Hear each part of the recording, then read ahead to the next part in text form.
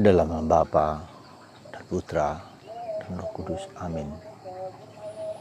Allah yang penuh kuasa, terima kasih bahwa Engkau selalu mau berbuat baik.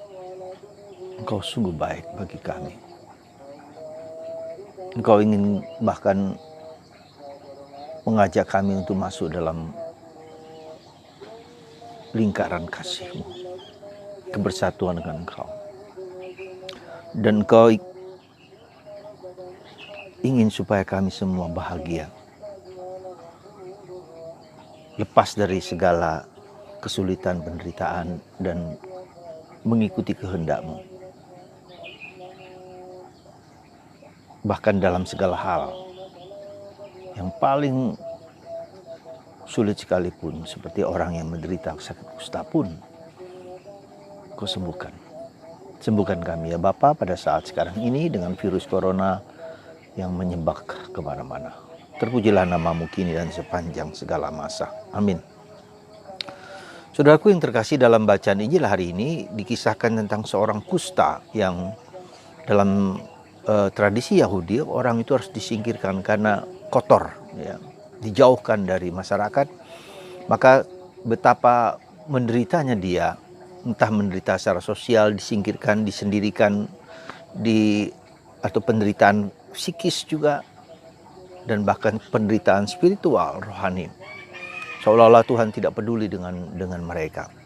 Ya, jadi komplitlah orang yang memiliki penyakit sakit kusta ini. Entah minder, entah takut, entah kecewa atau frustrasi dengan hidupnya, tak ada harapan sekali lagi. Dan mungkin untuk zaman sekarang ini adalah penyakit yang diderita oleh orang HIV, katakanlah begitu. Orang yang kena AIDS, ya. Jadi tidak ada harapan sama sekali. Kehidupan menjadi hancur lebur. Nah, saudaraku yang terkasih dalam Kristus, ada sesuatu yang menarik dari kisah Injil ini. Saya membahas dua sisi. Dari sisi manusia, jadi orang yang sakit kusta itu pasti sudah mengalami bertahun-tahun. Jadi ada pengalaman jatuh dan bangun, harapan tidak harapan, sedih, susah. Jadi mengharu biru, ya, begitu kompleksnya perasaan pengalaman kebatinan itu. Dan inilah yang seringkali terjadi, bahwa kita mengalami penderitaan bukan 1-2 hari, tetapi mengalami penderitaan yang panjang. Dan inilah yang seringkali membuat orang hopeless, ya, tidak berdaya, tidak berharap lagi bahkan. Ya, nah, apa yang sebetulnya harus terjadi dalam pengalaman yang begitu tak berdaya ini adalah pengalaman bahwa dia tidak ada apa-apanya. Dia tidak ada, katakanlah dalam tanda petik, merasa berada dalam titik yang paling dalam.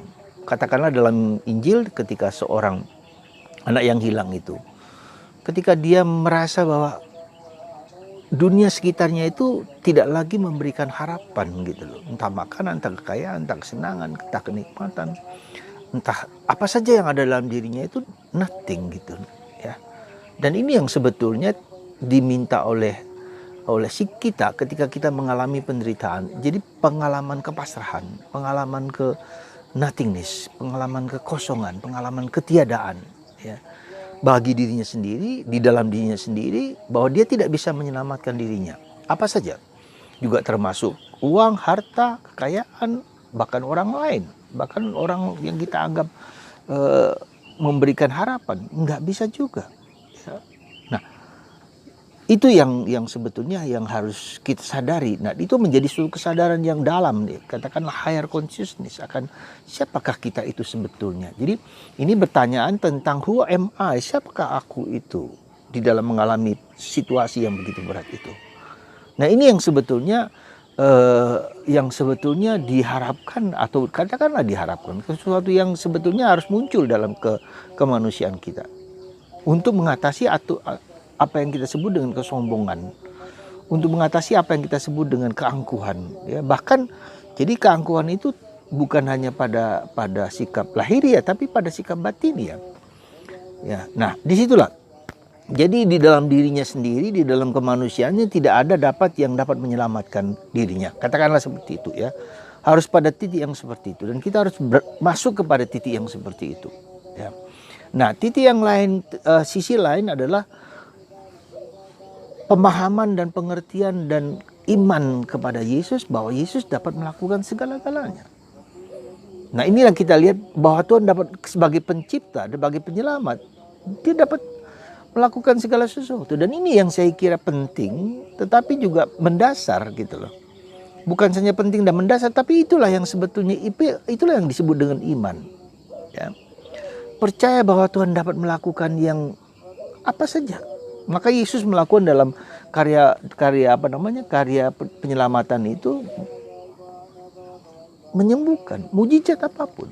Pergandaan ikan, pergandaan makanan, orang mati bahkan. Sekali lagi orang mati bahkan dibangkitkan. Bahkan ada orang yang sudah mati lalu dibangkitkan Yesus, hidup lagi. Dalam beberapa kesaksian-kesaksian di medsos kita melihat bagaimana Tuhan bisa yang sudah mati gitu loh. Sudah mati, sudah jelas dokter bilang mati. Tapi itu ternyata Tuhan bisa melakukan itu. Dan ini kan sesuatu yang pengalaman keberkuasaan Allah itu menjadi begitu luar biasa gitu loh. Nah, maka itu yang seringkali digoda oleh iblis ya, untuk dibuat ragu-ragu ya. Baik secara diri kita sendiri, bahwa kita apakah memang Tuhan sungguh-sungguh mau melakukan hal tersebut ya, keimanan itu. Nah, disinilah godaan kita untuk tidak percaya kepada Tuhan. Tidak mungkin Tuhan melakukan hal seperti itu. Dan bisa kita lihat misalnya dalam diri Elia ketika berperang melawan nabi-nabi palsu ya, dia melihat apa? Ya, dikiranya Tuhan dapat minta api dari surga membakar persembahan dari Elia. Ya, dia sendiri yang berjuang. Nah, banyak hal kita bisa lihat di dalam kitab suci, segalanya. Maka pentingnya dan perlunya kita membaca sabda Allah, karena di sana kita tahu, kita mengalami, kita mengerti Tuhan itu selalu melakukan apa yang luar biasa. Maka kalau kita baca dari kitab Kejadian, kitab Ulangan, kitab Bilangan, di situ bagaimana Tuhan membimbing bangsa ini ya keluar dari tanah Mesir, harus lewat padang gurun, harus melewati lautan luas, harus lewat begitu, lalu diberi makan 40 tahun dengan mana, dengan burung dara. Kan ini sesuatu yang Tuhan memberikan. Nah, ini dengan membaca kitab suci ini kita mulai mengerti, oh, dalam sejarah hidup masa lalu Tuhan itu bekerja, dan sekarang juga begitu. Nah, dengan adanya COVID pandemi ini juga begitu ya. Meskipun kita seringkali merasa kapan Tuhan? Ya, kapan Tuhan? Nah, disitulah kita dimatangkan, para orang Yahudi dimatangkan 40 tahun. Bahkan 40 tahun itu satu generasi dihabiskan dulu supaya mereka bisa masuk ke ke tanah terjanji dengan semangat yang baru, dengan mentalitas yang baru ya. Bahkan Musa pun tidak diizinkan masuk ke tanah terjanji karena katanya dia berdosa di situ, katakan mempermalukan Allah di muka umum ya, seperti itu. Tapi itu suatu, menurut saya, solidaritas Musa kepada bangsa Yahudi, yang orang-orang Yahudi yang harus meninggal, maka dia juga tidak diperkenankan masuk. Jadi solidaritasnya Musa di situ. Nah, saudaraku yang terkasih dalam Kristus, jadi apa yang sebetulnya kita miliki ya dalam hidup kita? Dua sisi ini. Sisi pertama bahwa kita nothing ya, nada. Tidak ada sesuatu pun dalam diri kita yang dapat menyelamatkan hidup kita. Ya, pasrah dalam arti yang sesungguh-sungguhnya. Lalu yang kedua, pada percaya kepada kerahiman belas kasihan Allah dalam situasi apapun, konteks apapun. Dan inilah yang menjadi kunci kita, bahwa doa permohonan kita dikabulkan oleh Tuhan. Dan dikabulkan tentu saja menurut versi Allah, menurut kehendak Allah. Jadi seperti misal kita bertanya, apakah doa Yesus dikabulkan? Kita bisa berpendapat, kita bisa berdebat, doa Yesus tidak dikabulkan.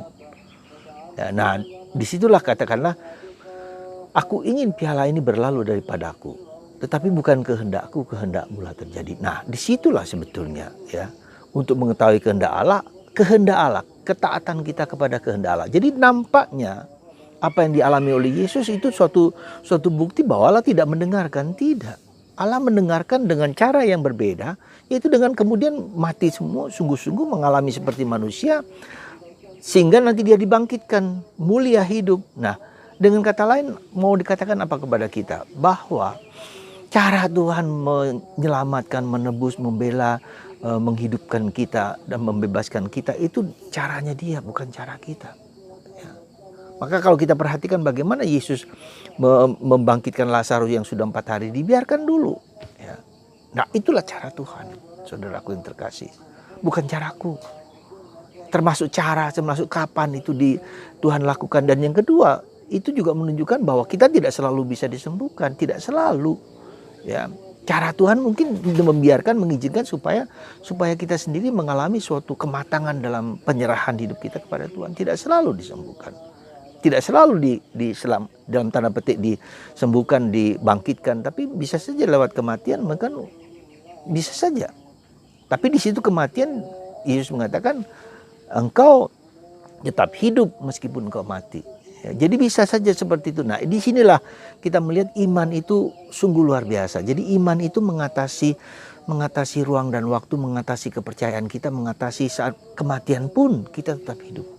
Dan disitulah kita percaya 100% kebaikan dan kemurahan hati Allah. Dan itu dilakukan oleh Yesus. Secara manusiawi, kematian Yesus mengecewakan para rasul. Maka mereka kecewa. Mereka pulang kampung semua. Orang Emmaus pulang ke Emmaus, yang lain pulang ke Galilea. Nah, tapi kita lihat kemudian Tuhan bekerja dengan caranya yang mengagumkan. Membuka mata kita. Karena kita harus mengalami semua yang Dia alami. Kita ikut serta dalam penderitaan Yesus.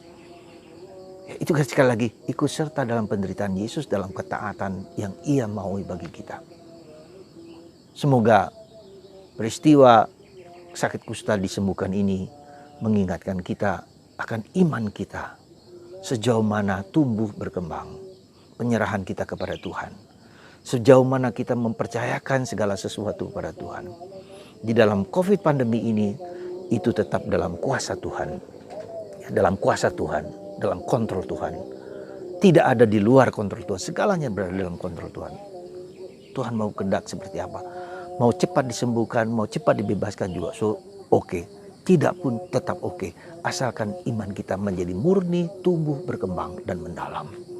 Mari kita mohon rahmat itu dari Tuhan dalam situasi apapun. Tuhan memberkati Anda semua, memberkati kita semua untuk tetap bertahan di dalam kepercayaan akan iman Yesus Kristus dengan caranya sendiri. Berkat Tuhan atas Anda semua. Dalam nama Bapa, Putra, dan Roh Kudus. Amin.